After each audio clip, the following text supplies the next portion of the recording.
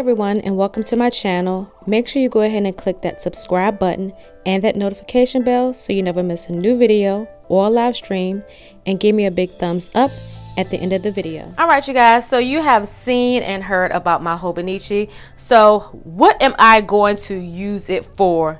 You want to know? I'm going to tell you. So not to give away my whole planner lineup thing, because I do want to share that video, because I believe that knowledge and information is important. And if I give you some suggestions, you may be able to figure out how to revise your planner lineup, especially if you're still struggling with planner piece. And that's my job as a content creator.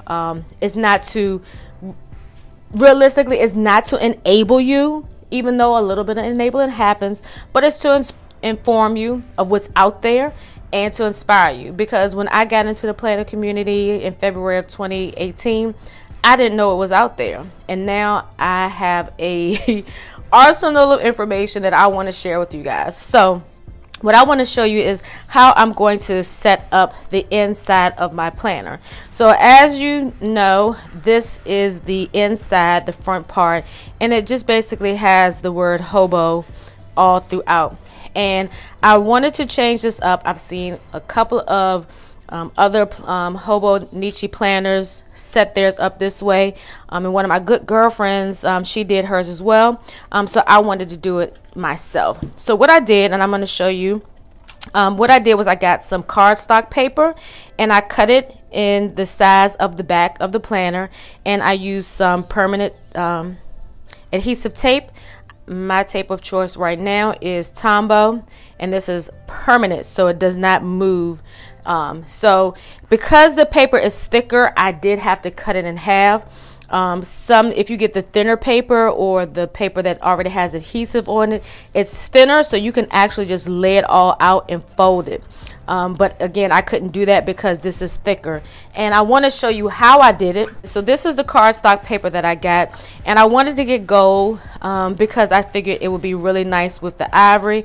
I didn't want to get something that was too outrageous, because if I wanted to switch out how I set up my planner, this would always go with it, because I think I'm going to stick with gold as my accent color.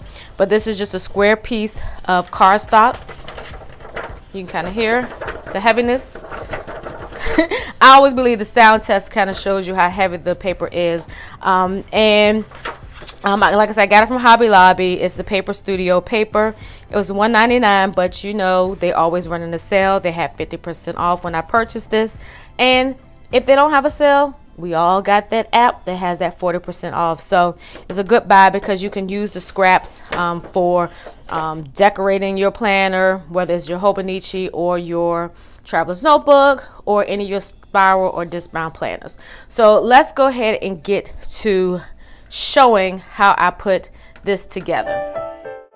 All right, while I'm setting up everything, I want to make sure that I go ahead and welcome everyone for coming back to my channel. And this will be part 1 of my setup in my Hobonich Weeks. So again, welcome. Thanks for tuning in. And to all my first-time subscribers and viewers, welcome, welcome, welcome. So what I'm doing right now is just measuring out how I need to cut this. And I'm just using a black pen, and I'm doing it on the opposite side, which is the side that'll be glued down.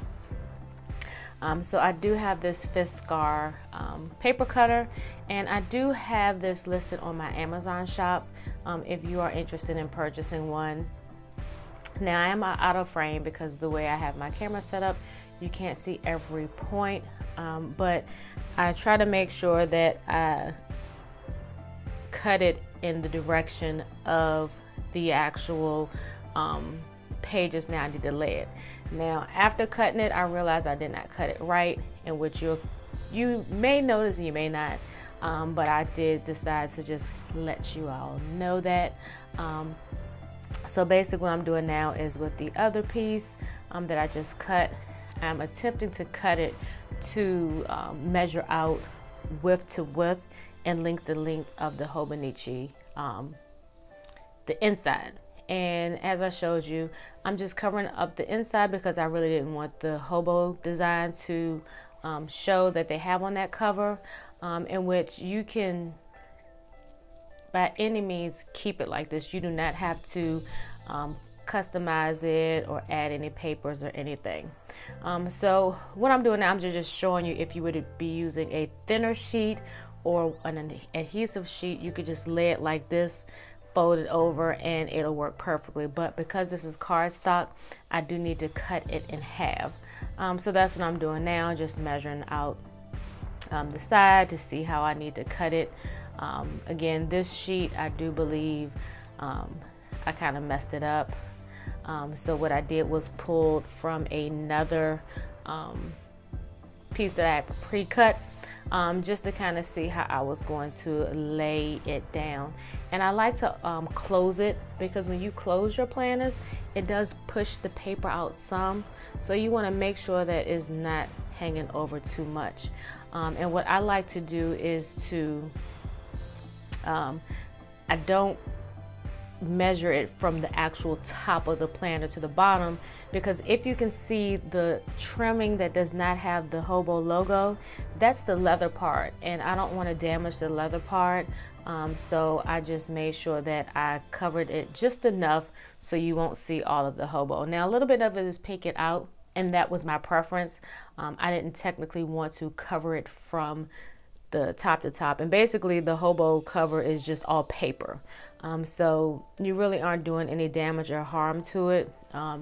If you don't want to use permanent tape runner, they do have the removable tape that you can use. So if you want to switch out how you set that up, you can. Again, I don't know if it's going to damage the paper, but you know, it's worth a try if you are ambitious. So now I'm just getting this extra piece that I had so I can make sure I measure this one right.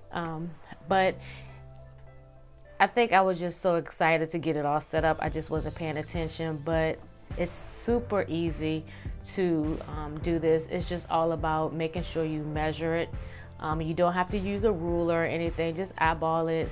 As you can see, I'm just going in here with my pen and making a little line where I need to cut it. And I also used my and I always forget the name of this knife thing, but I like to use that to kind of, it's a binding knife, I think that was called. But anyway, charge to my head and not my heart. So I'm gonna go ahead and get this part cut and put it back in, just to make sure I don't need to trim it anymore, in which I do need to trim it just a little bit, because as you can see, I folded over to measure with my eyeball, and as you can see, it is poking out a little bit. So I just need to trim a very little bit off of it, because it's certain things that I'm particular about and other things that I'm not, and this is one of the things that I'm particular about. So all I really did here is just take my pen and go back and cut it.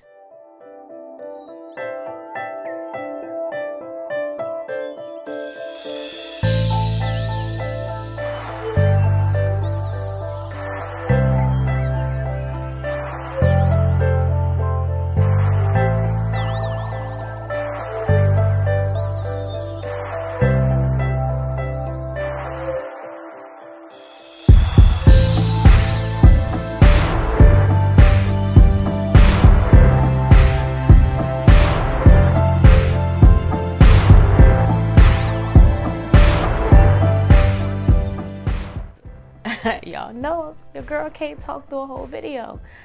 So what I'm doing now is using the corner rounder, and the reason I'm doing this because if you actually look at your Hobonichi, and you can kind of tell from the angle that I'm on, the corners are rounded. You could keep it square, but again, this is just one of the things that I'm particular about.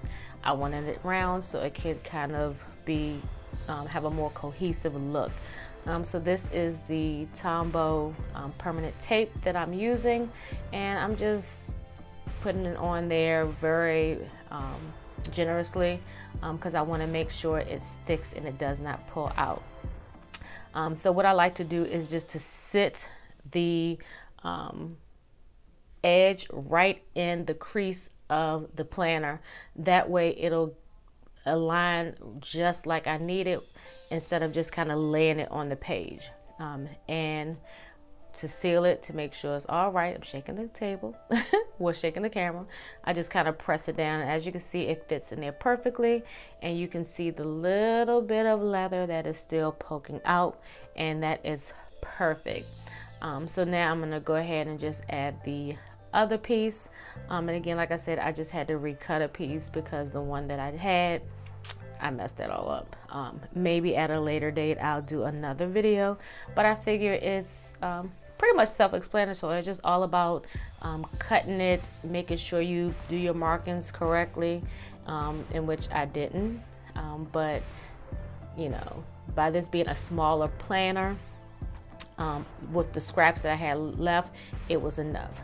So again, I just stuck it in the crease, mark it. As you can see, I'm opening it, I'm just lightly marking it so I can know where to cut, and I always try to leave a little extra, just in case I got to go back in and cut it some more, because this was it. I was not going back out to the store getting more, so I'd rather have a little bit of extra trimming to do than to have wasted my paper and having to go get another one. So as you can see, it fits perfectly in there, but I'm gonna still make sure I do the fold over test, and this is just my way of making sure that it's not too much hang time, and I can see just a little bit, so I'm gonna take my pen and just lightly tap it, because I do not want to mark my delicate Hobonichi pages before I actually begin to use it. So just gonna go back in and hit this up just a little bit, not too much. You barely can tell.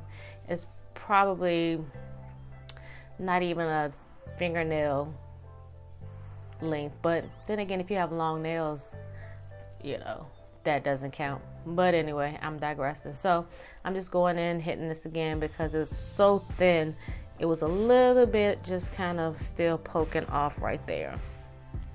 So now I'm gonna go ahead and do the same thing, use my corner rounder to make sure that it is blending in nicely with the pages, so it can almost look like it came like that. And that's the goal. You want to make your planners, you know, you want to customize them to make them look like it's for you, and that's what I like about this planner so far. I haven't planned in it yet. The goal is to each day do a setup video, so you can see how I'm setting this planner up in preparation of my very first plan with me, which would technically be on Monday, April the 29th, because next week will make the first week of May. Not the first full week, but it's still the first week of May. So again, I'm just placing it in the crease before I lay it down, because I don't want to chance it and try to pull it back up. And once I do that, I just slightly just roll it down, smooth it out, and shut it, just to make sure I put it all together. And there you go. I'm loving it. It's so pretty. So now what I'm gonna go ahead and do is add some clear adhesive pockets, and this is the pocket that came with the actual planner, and it's almost like a secretarial, well, it is like a secretarial pocket, but you can lay it either horizontally or vertically. I decided to lay it vertically in the front part, because you know, I love to have a pocket. You know, I can put some note paper in there, or if I got a note that I need to remember to, you know, whatever, I can put it right here in this little front part. And I think it's so cute. I like the way it kind of has the little cutouts around it, but you can barely tell that I have a pocket there, and I like that about that. And just so you can see how the pocket works, still closes up. So what I'm going to go ahead and do now is to add a back pocket, because who doesn't love pockets in their planner? I mean, you got to have a place to put your die cuts or like your journaling cards. And I had this extra adhesive pocket that I got. This was actually a freebie from a planner babe. So I'm using that typically, and I think I said that earlier, typically I stock up when Target has their back to school dollar spot. So just to kind of show you how this pocket works, you know, just in case you don't know. It's just sliding a piece of the extra scraps, and then I had this gold initial, and that fits perfectly, and I might even adhere them to my planner. I don't know, but this has been great. I hope you tune in for part 2, and thanks for watching. Until next time, loves. Peace. Thank you again for watching Her Lovely Plan, and I hope that you click that subscribe button and that notification bell.